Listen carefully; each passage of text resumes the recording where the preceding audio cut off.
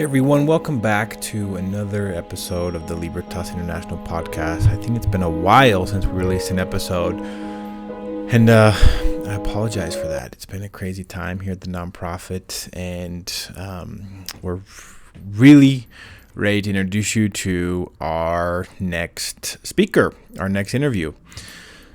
Out of all the people we've had on this show, I don't know if any are as well known in the movement as Benny Yu. Benny Yu is the founder of two nonprofits, El Pozo de Vida, the Well of Life, and 27 Million. El Pozo de Vida is focused on working on the prevention, restoration, intervention side in Mexico City.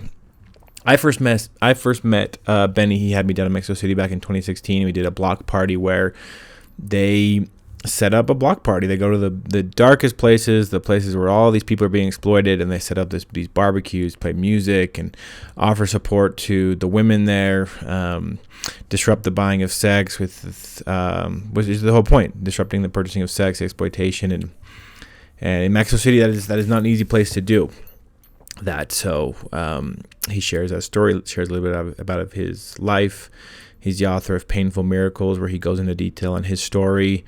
It's a story that's inspiring. It's a story that's heartbreaking, and it's just a guy who is a relentless creative in the movement, using creativity to disrupt exploitation.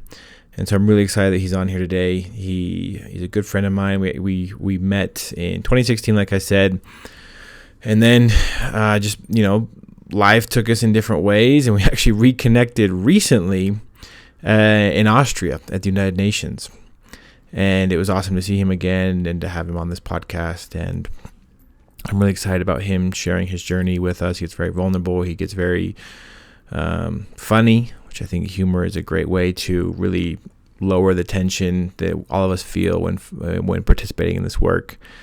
And so, without further ado, I did forget too. He has a master's in theology from Fuller Theological Center. He is a man of faith, talks a lot about his faith, and it's essential to who he is. And so I was happy to give him the microphone to talk about how his faith in God inspires the work that he does even now. So without further ado, the founder of El Pozo de Vida, Benny Yu.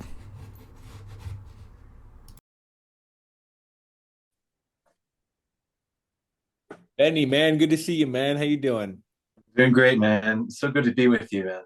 Yeah, no, I appreciate it. I was prepping a little bit. Obviously I've known you for a long time, but like I was watching some like the YouTube videos where you're like speaking, I think at Hillsong and somewhere in San Diego, and yeah, I'm just always impressed hearing you speak and hearing you and elevate those voices. And I'm just excited to share a little bit with our audience what El Pozo de Vida does.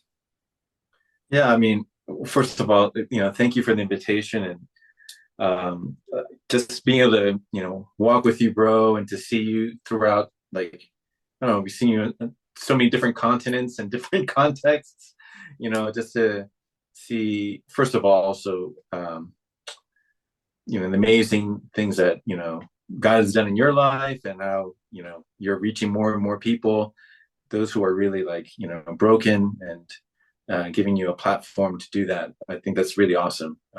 So I feel really honored actually to be sharing with you and sharing a little bit about what El Pozo does. But just to answer your real question really quick, El Pozo de Vida is a nonprofit in Mexico where we fight human trafficking on three major fronts, or three major areas.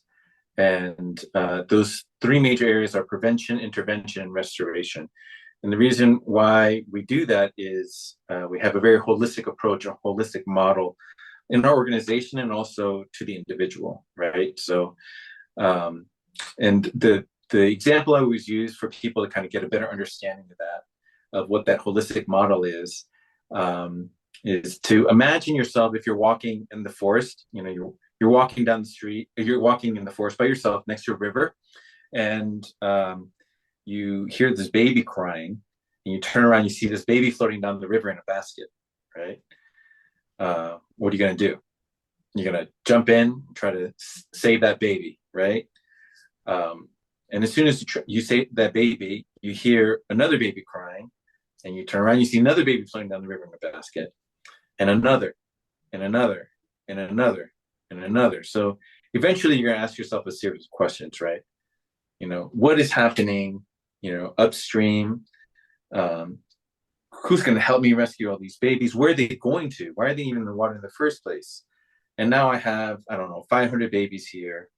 How am I going to connect them with their families? I don't have any diapers, I need to get them food, clothes, get them warm, right? So the work of prevention is to walk upstream, to understand all the push and pull factors that are causing, people to fall into risk. And this model, basically, you can apply to any type of social ill or social injustice. So you want to prevent the problem before it even starts. And that means like awareness, education, everything you can do to prevent the problem before it starts. And the intervention work is sometimes you have to place yourself at risk. There might be a current, rapids, there might be rocks or trees in the way, but you can also be creative, right? You don't always have to jump in. You can maybe eventually build a dam, make a net or something, right? To be creative. So, we employ a lot of creative methodologies and innovation in the work that we do for our intervention work. And our restoration work is that whole long, like, journey of trying to, help restore and provide the aftercare to survivors of human trafficking. And so what that looks like is, our safe house for, sex trafficked minors, our transition home for adults, the job creation, job training, job placement. We also have a business. It's a for-profit business for women who've come out of the red light district. Our intervention programs are like community centers in the red light district. We work with the women there directly every single day. We do block parties in the red light district as well, and that's really cool to really see like disruption of the system. And the prevention work is a lot has in the not only in vulnerable and marginalized communities where a lot of the trafficking is sourced from, but also doing larger PSA style type of campaigns, as well as working with more trainings within the private sector, with for-profit companies, like the work that we've done with banks, with tech companies, with Google, Facebook, Amazon. And then that has opened us up to do some more work within like the private sector as well. Companies, the hospitality industries, like hotels. And next week we have a call with the president of Airbnb Latin America. So those are really cool things that are happening. But we want to bring more awareness. We provide our direct services, right, to our beneficiaries, but I also feel that it's important to do these indirect services as well, which for me is like we can provide we can be a human service organization, right, and provide all the care to the victims and the survivors. But if we want to see systemic change, at a macro level, we have to also look at the ecosystem that and in society, right, and see it all the players that can contribute and that want to contribute. So there are stakeholders that are involved in anti-trafficking. That may be sitting at a desk in Amazon, but they want to make a difference. And so these are all things that are at play for us. And when we think about the fight against human trafficking, so that requires us to really put up and as we have our human services cap on, to also think about what it looks like to be a social engineer. And if you want to be an engineer, you have to think about like development and design. Those are things that we incorporate a lot within the work that we do, as far as our innovative processes and also the implementing like different like technologies in the work that we do to fight human trafficking. So all the things that you described, like I know I've seen a block party. I think it was awesome to see that the system disrupted. I've met some of the survivors in your safe house, and obviously I've seen the work that you do, and it's also impressive and so amazing. And how does like how did Benny you end up doing that in Mexico specifically? 'Cause you're not from Mexico, right? No, I'm not. So how did Um, you what took you like why Mexico? What took you there? Like what yeah, sparked this? You talk about social engineer. When did that seed come to fruition or was it always there? I'd love to hear more about your story. yeah. I think by nature I'm very entrepreneurial. I've started companies in the past. Was in tech for over a decade. Um, but I think it comes from a place of deep pain.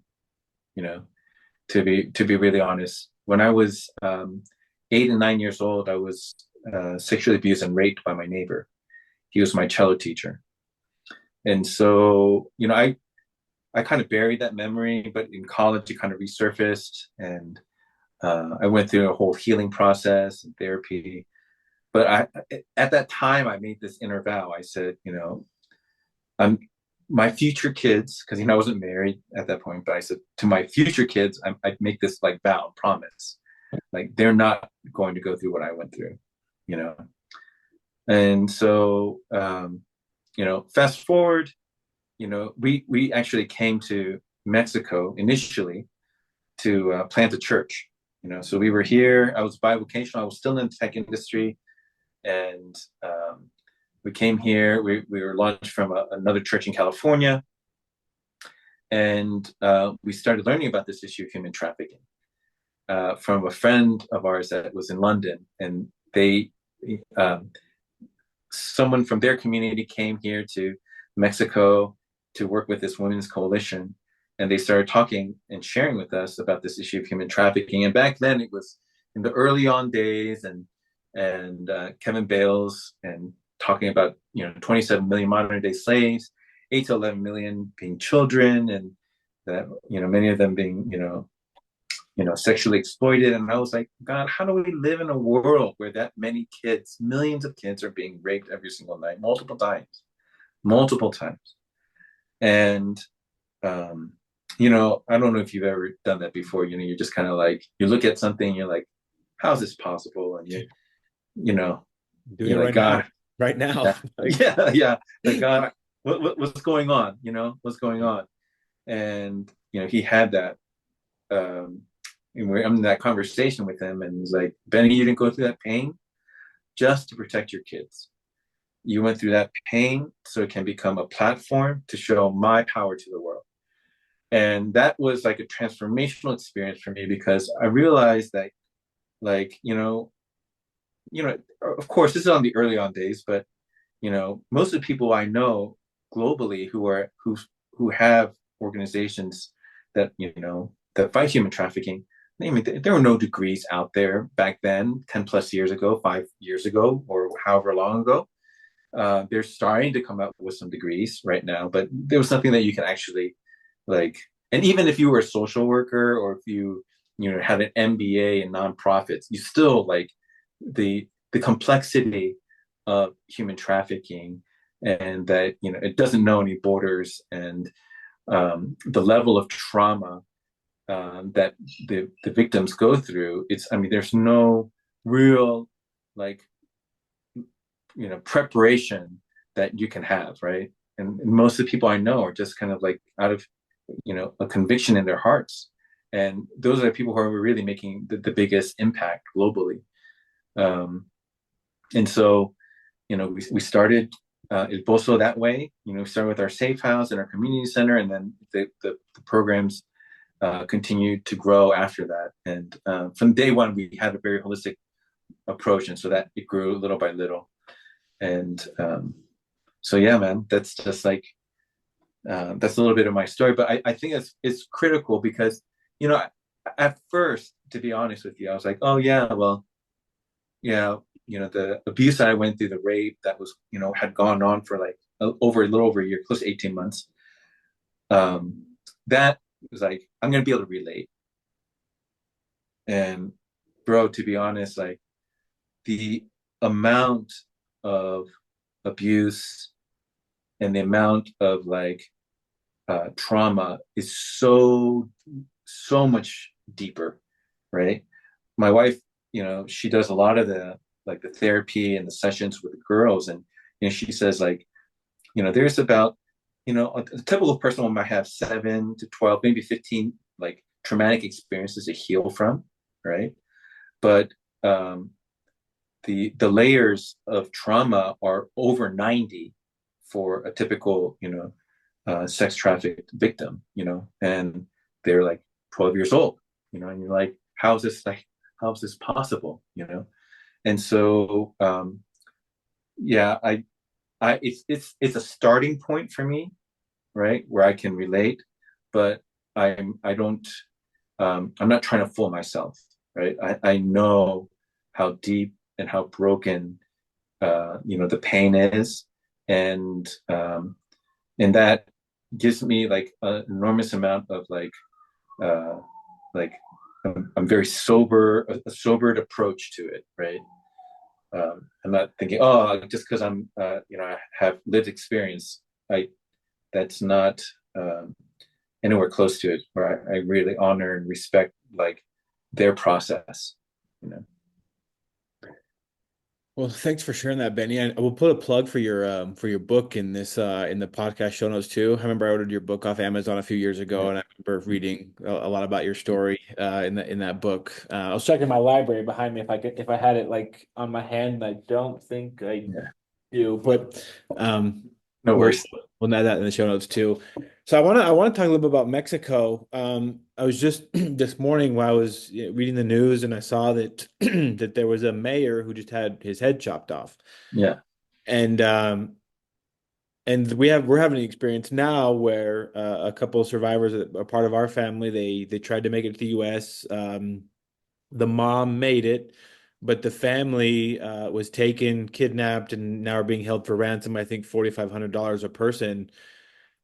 Like Mexico, it just seems like it's just another level of violence. Like I have a buddy that works down with uh, some some of the mothers down in Juarez, where they buy shovels and they dig through these mass graves trying to find like these missing girls and these missing daughters. And so like all the violence in Mexico just seems like it's another level compared to like the rest of the world or the rest of Latin America. Like maybe I'm wrong in that, but for someone that lives and works in Mexico and has people that you're serving that are from Mexico, like how do you walk through that? How do you guys keep yourself safe? How do you guys deal with corruption? How do you do at Pozo de Vida despite it being such a violent place? I'm assuming that these people, if they're going to traffic a Mexican girl, they're willing to kill as well. Like, how do you guys yeah, deal with that aspect? yeah. I mean, to be honest with you, Tyler, I mean, without faith, it's impossible. Without faith, it's absolutely impossible. And what are you putting your faith in? And you put your faith in God, but you also, I mean, what does that mean? What does it mean to you practically? And for us, it practically means like we need His protection every single day. And we've had testimonies of like angels, like where traffickers themselves and sicarios and cartel members, you know, testifying to the fact that they were seeing angels protecting us. Um, so that's commonplace for us. So definitely, like I don't feel like it's something that I mean we we take it really seriously. I mean, I don't know if who really listens to the podcast or not, but we were recommended very early on to have what they call a prayer shield. It's basically a group of people of intercessors that would commit to praying for us pretty much 24/7, you know and that was a night and day difference for us. Before that, we were slammed, we were tossed around like a rag doll all the time, but now we're able to walk in confidence. And so that confidence has led us to do a lot more things, do bolder things. So you're right, the cartels, there's they're very violent, and I think that violence, to be very honest with you, is demonic. um, so like, for example, head chopped off is one thing, but like um, when it's commonplace, for what they do is they will take to make a scene is they'll take a body, they will skin the body, chop the head off, hands and feet, and hang it in the middle of town. Jeez. So you got to think about the person that's actually doing that. Okay. Like, to get to the point where you're skinning the body, right, is what is going through the mind of that person that's actually doing this act, right? It's, you can't be sane. You can't be mentally sane. There's something wrong, right? And, you're either, completely mentally deranged, or you're demonized, you know. But, I think for us, like, one of the things that, we always knew that there's a city in Tlaxcala called Tenancingo. Okay, it's about 2.5, 3 hours northeast of Mexico City, and it's notoriously known as the cradle for where the human traffickers come from in Mexico. It's well documented. If you look up Pimp City on YouTube, there'll be many documentaries on it. The FBI knows about it. The Mexican government knows about it. And if you drive into the city, it's like a ghost town. It's like these massive houses, right? But no one's walking out in the streets. It's very strange. Like, you drive, like, even the town right next by, it's like everybody's walking around the streets, but then you drive into this town, then it's like all of a sudden everybody's like, there's no one on the streets.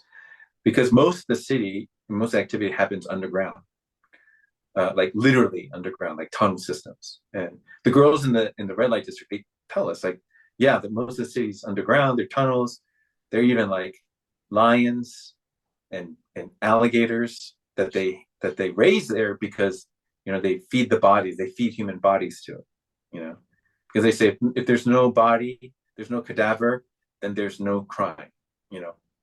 And that's the way they kind of look at it. So, but like, we were doing some prevention work and education awareness work within marginalized, at-risk communities all throughout Mexico. And then the federal government asked us to talk to the representatives in Tenancingo, Tlaxcala, because they were seeing the results and the feedback that all the other cities were getting, or municipalities were getting, from the training that we were and the programs that we were doing in their communities.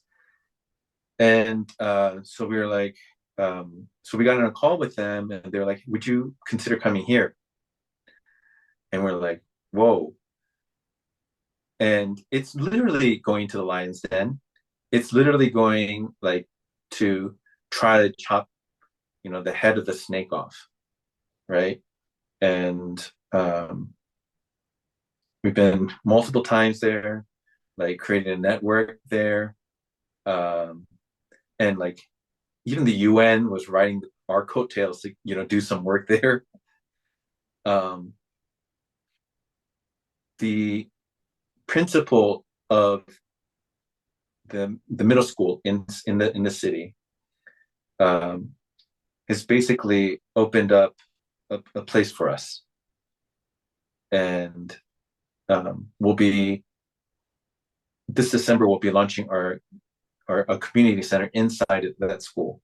And the curious thing about this school is, like, maybe about 6 or 7 years ago, they did like a major news outlet went and did a questionnaire or a survey with the kids there. And they said, they asked them, hey, what do you want to be when you grow up, type of thing. Like 65% of them said they want to become a trafficker. God.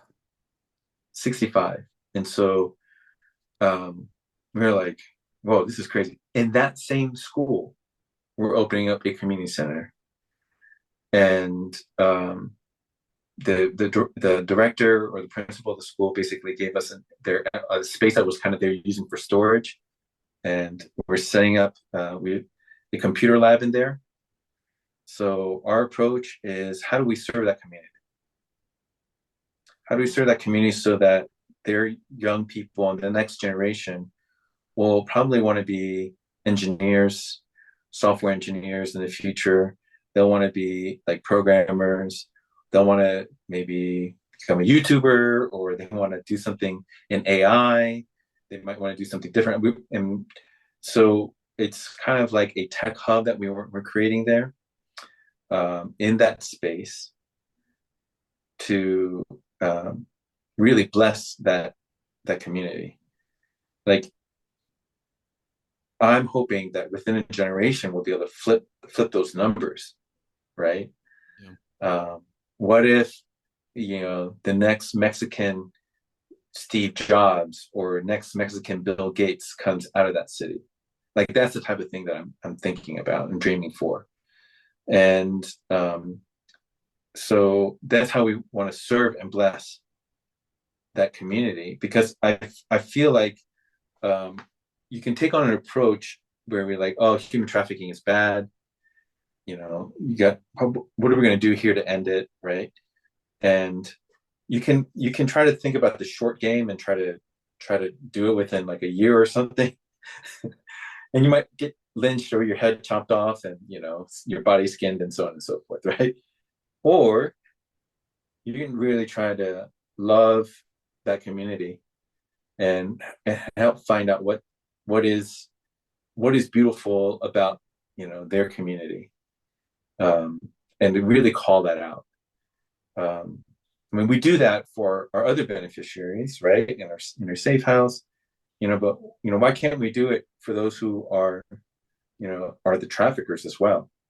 And so I think that's really important for us to kind of not, like, because we don't want to discriminate, and we feel that as as a nonprofit, if we really think about restorative justice, what that looks like, right? Because I don't think justice is served if you take the trafficker and just put them in jail, right? Because either when they get out, or their family or their network just, it splinters or gets more messy. It's like, you cut the head, and then 3 grow and 5 grow, and that's what you see in terror cells.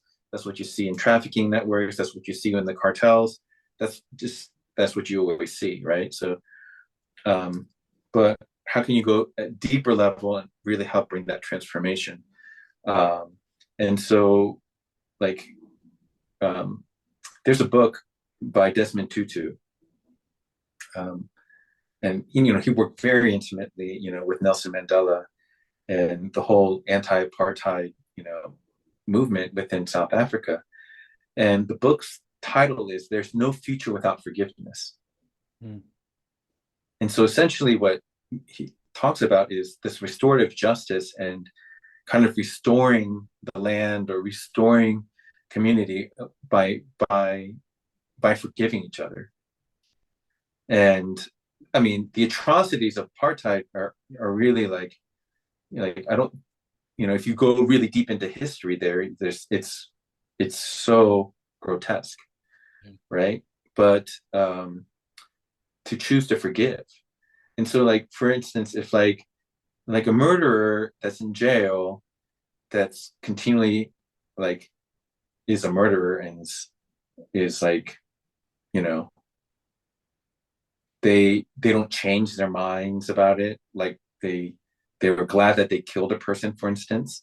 Like the victim's family is like, yeah, they're kind of happy that the person's in jail, but like if there really isn't any like complete closure just because that person is behind bars, unless that person really realizes what they did wrong and how they have hurt and damaged the victim's family and the victim. And there's a lot of initiatives in the justice systems globally to look at how to incorporate like this type of model of restorative justice and helping, convicts to understand, what they've done and to try to bring some type of reconciliation. Now, the person might not get out of jail. Person might continue their life sentence, But there's an enormous amount of healing and closure that happens when the family members are confronted with, their family murderers, for instance, and they're really remorseful about it. And so these are things that we are, considering incorporating and adapting when we think about the work that we do in Single. So you mentioned something to me once about one of your characteristics, one of the characteristics of Pozo de Vida is you guys are always looking to innovate. Yeah. How do you, I guess the question, how do you innovate something like people call prostitution, trafficking, the world's oldest profession, the world's oldest crime? How do you innovate working against the world's oldest crime? Like, what does that look like for you? Yeah. And I should mention, like, one of our board members, in light of that, like, she's been working in Ethiopia for over 30 years with women in prostitution. Okay. She has reached over 1,000 women. Like, I think it's like 92.8 non-recidivism rate. It's like phenomenal work that she's done. But since she started, when, back in the day, there were 60,000 women in prostitution, but over 100,000 now, right? So that number is going up. So that really, for me, like, helped frame, like, even though you're doing this amazing work, you reached over 1,000 women, that pales in comparison, right? So we can do as much intervention and restoration work till the day we die, but if we're not trying to prevent the problem and try to bend that curve that's, of injustice towards justice, Dr. Martin Luther King talks about that, right? About bending that curve of injustice towards justice. You need to do, like, prevention work, right? And so I tell my staff, we have to do prevention in all of our projects, in all of our programs. It's going to look different, but we're gonna have to put that cap on. But speaking to the oldest profession, like, and this is true, but it was very distinct for me when I saw it in Addis when we were driving around at night, because there were different sections of the red light, different red light districts, right? And she'd be like, "Oh yeah, here are the younger women, and then here, middle-aged women, and then here older women, like grandmas, right?" And so I asked, like, and because I know this is true also for Mexico, right? But it was just very clear for me to see it, like, broken up very distinctly in Addis. And it was like, okay, like, the girls in this district, they charge this much and they make this much, right? But as they're longer in their career, they end up making close to nothing, right? Yeah. So if you say it's the oldest profession, it's a fallacy, because in any profession, right, if you have 30 years of experience at work, you've climbed up the ladder, right? There's no climbing up the ladder in prostitution. There's only going down. So it's not the oldest profession, it's the oldest form of oppression, right? So I think that's really important for us to understand. Like, it might go like this and peak up at one point, but eventually, the longer you're, quote unquote, in prostitution, and you're 50, 60, 70 years old, then you're probably making close to nothing. So the innovation, I think, is really key. I think we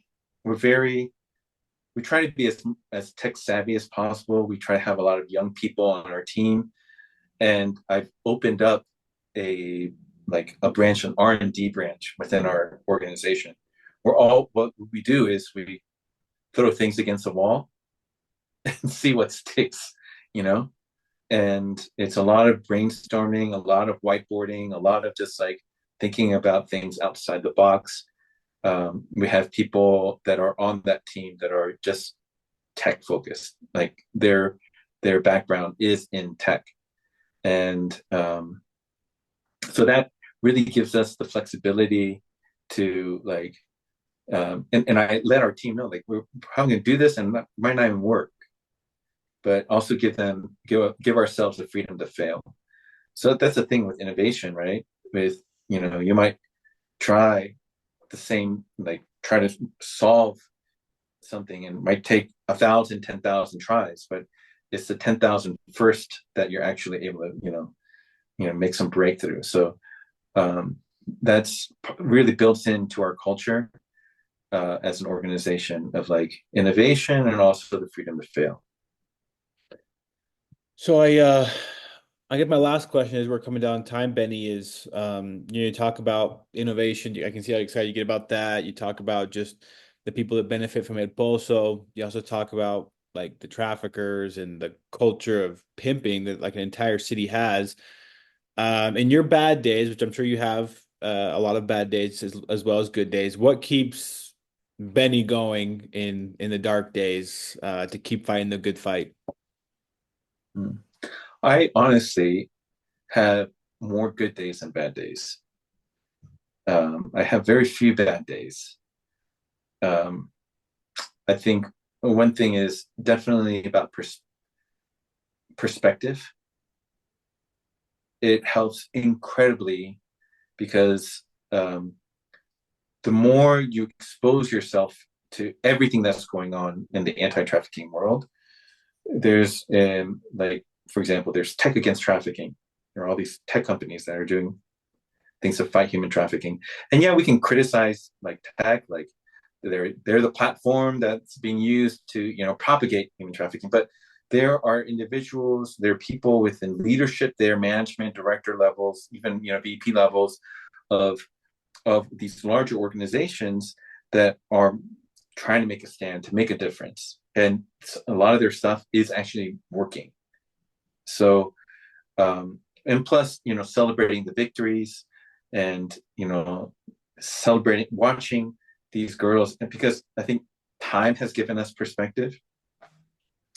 Doing this for over 15 years, you find, oh, the girl that was at our safe house 12 years ago, now married with 2 kids, and we had the scholarship program, and she's now studying to become a nurse, and it's a paid scholarship where she's not even have to worry about work, but just focus on her studies. And that type of stuff is like, it's really cool, right?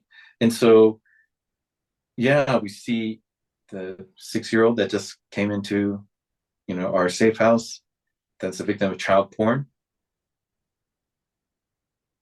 And this, young mama that's now she, studying to be a nurse, right? It's like, it's, we know that even like, even though it's hard for our young beneficiary now, we know that there is hope for them, right? And we get testimonies back, like we get a lot of teams that come and visit us. And I was just up in Iowa, and one of and meeting with all the people that had come down from Iowa, and they were like, she was like, I remember going in November, and you had just received this beneficiary, like had been a couple days. And she seemed so disheveled, distraught, like really broken. The evidence of trauma was so much there. And then they came back in February, and she said she was a completely different person. She was laughing, she was bright, there was, life in her eyes, like she was changed. Like she saw that transformation, like so stark for her, right? Because it was almost a before and after for her. And we've seen her every single day, of course, and so we see the gradual process. But for her to see that and to to really share that story with us, it was really cool to hear, because sometimes we don't get that perspective. And so again, having that perspective, that's one thing that helps me have better days. The other thing is, like, I do really, I'm a 7 on the Enneagram. So I try to always have fun in the work that we do. I don't take myself too seriously, I don't. But I really like to have a lot of fun, and I like to joke around. So that being my nature, um, and I'm always looking for those opportunities. So that helps me have, very positive outlook. But I think, the last thing that really helped me and really gives me hope, right, and is just kind of maintaining, like, so one of my friends, she was in the anti-trafficking movement. She was like, the anti-sex trafficking movement is actually a movement of purity, Yeah. right? And so, like,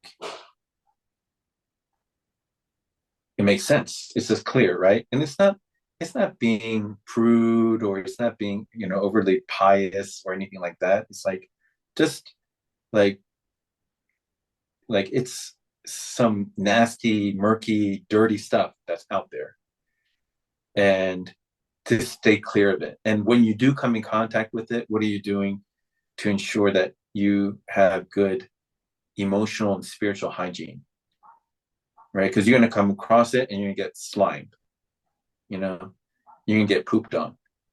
And so, we're very conscientious of that. We do a cleansing prayer, like, constantly. And people ask, how often do you do a cleansing prayer? And I ask people, how often do you wash your hands? How often are you conscious about your hygiene? And, well, if you do that physically, then think about that emotionally and spiritually as well. And so, we're very conscientious of that. That has maintained, like, really the sanctity of our marriage. Like, it's really kept things, like, uh, in a very positive light, right? And so we're not carrying the slime, the muck, the dirt, that you get, like, it gets thrown onto you. Or if you're in a case where, like us, where we know the traffickers, are, like, literally cursing us, using the occult to curse us, that stuff doesn't stick, you know. So yeah, that perspective.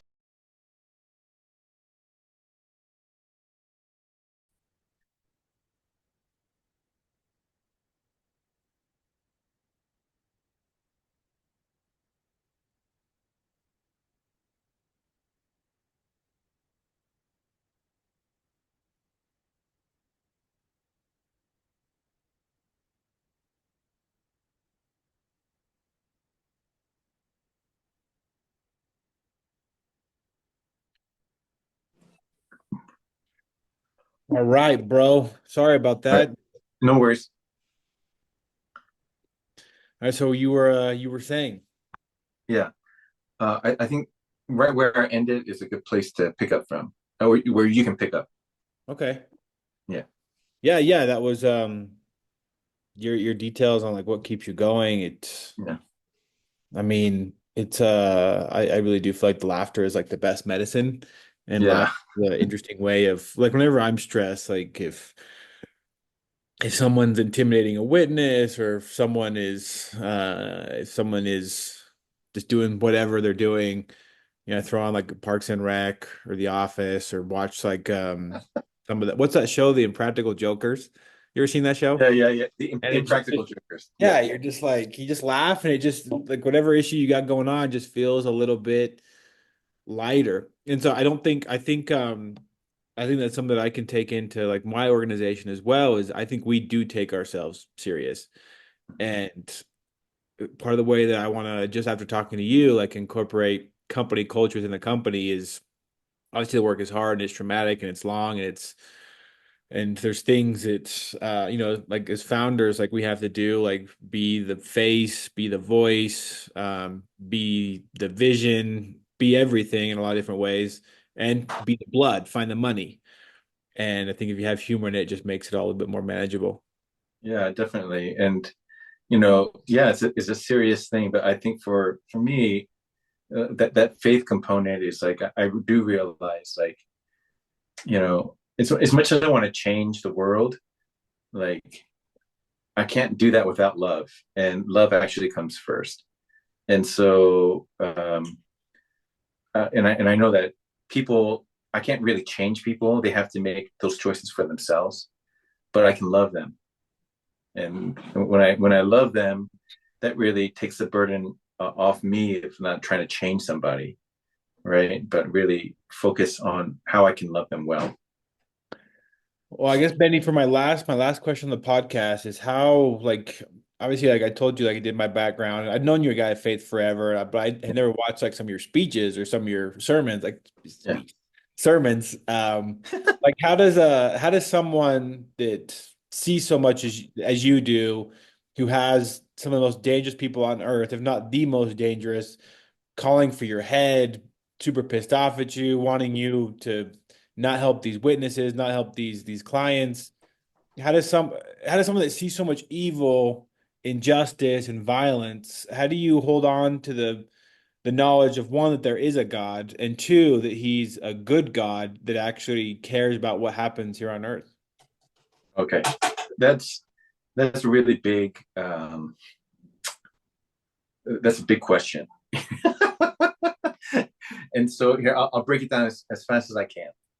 So I think for many people, when they've heard about a description of God, that he is those three omnis, right? He's omnipotent, omniscient, and omnipresent, right? And when you think about it, that type of description of God, as vast as it is a very Greek framework of understanding who God is, right? But in the Judeo-Christian like expression or revelation of God is a Near East, right? So culturally, it's a Near East revelation of who God is, as opposed to a very Greek one. And so we've kind of superimposed our Western thinking on top of an Eastern like revelation of who God is, right? And not that one culture is better than the other, but in the Western mindset, there's a lot of when we look at the evil or injustice in the world, and we put it in that framework of he's omnipotent, omniscient, and he's a good God, all loving God. It it it it just comes to butt heads, right? And it doesn't fit in that it doesn't fit in that construct. Now, if we blew that construct away, and we understood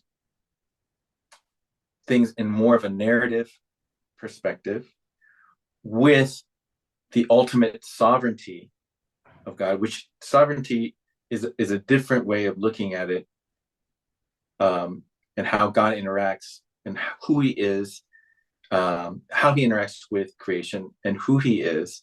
So it's more about his dominion and his reign.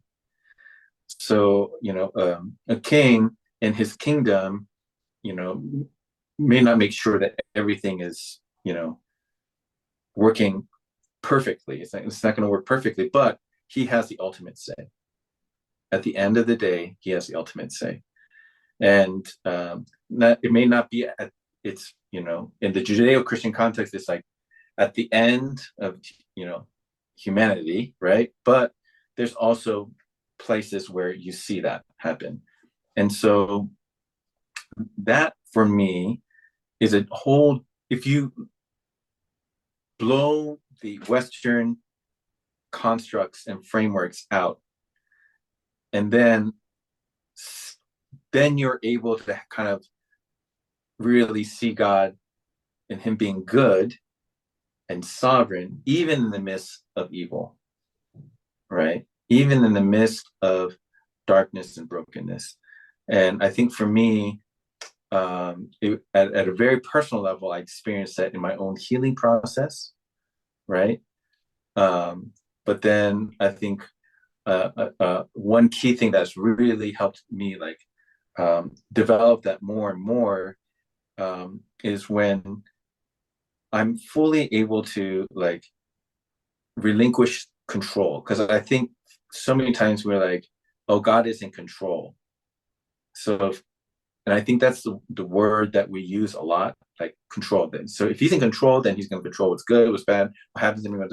And if you think that way, then you can get pretty upset, you know. But if you know that God is sovereign, then it's different. And without going into a really deep dive, that's probably taking a couple hours to explain.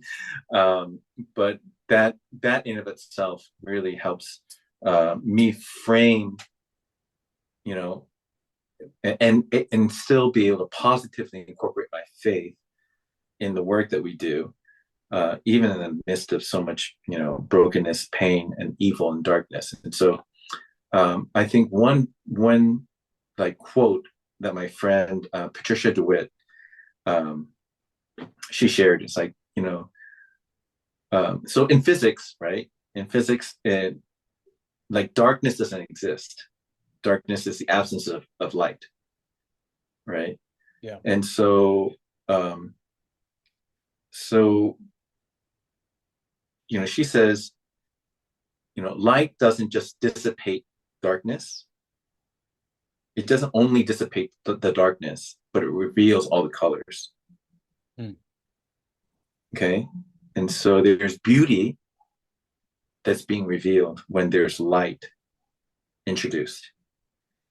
So when we just think in this duality of light and darkness, light and darkness, light and darkness, and we're trying to bring light to the darkness, it can be like a very like flat experience, right?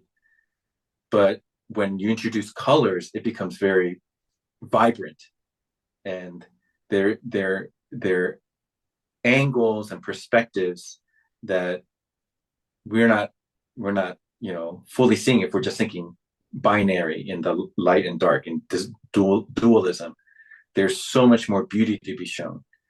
And so when I see the beauty, of course, I'm surprised. I'm, overwhelmed by all the different colors.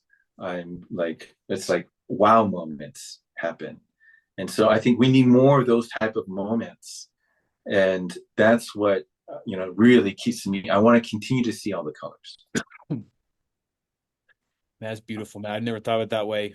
And yeah, I'll have to re-listen to this and write some of that down, because it's just like it's such a beautiful way of looking at it. And I just appreciate the work that you do, that beautiful analogy, the 15 years that you have in this. Hopefully you've got another 35, 40 more. Oh yeah, man. Pozo de Vida. I'm not quitting.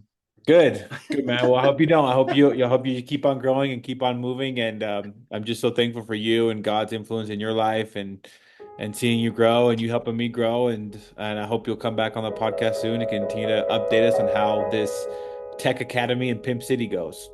Oh yeah, definitely. We'll definitely keep you posted on that, man. Cool, my man. Well, Benny, man, I appreciate you. We can wrap it up. I know you got to get back to your day, but man, I sure appreciate you, man. And I'll send you a link before this goes live. All right. Thank you so much, man. Cool, my man. Appreciate it, Betty. All right.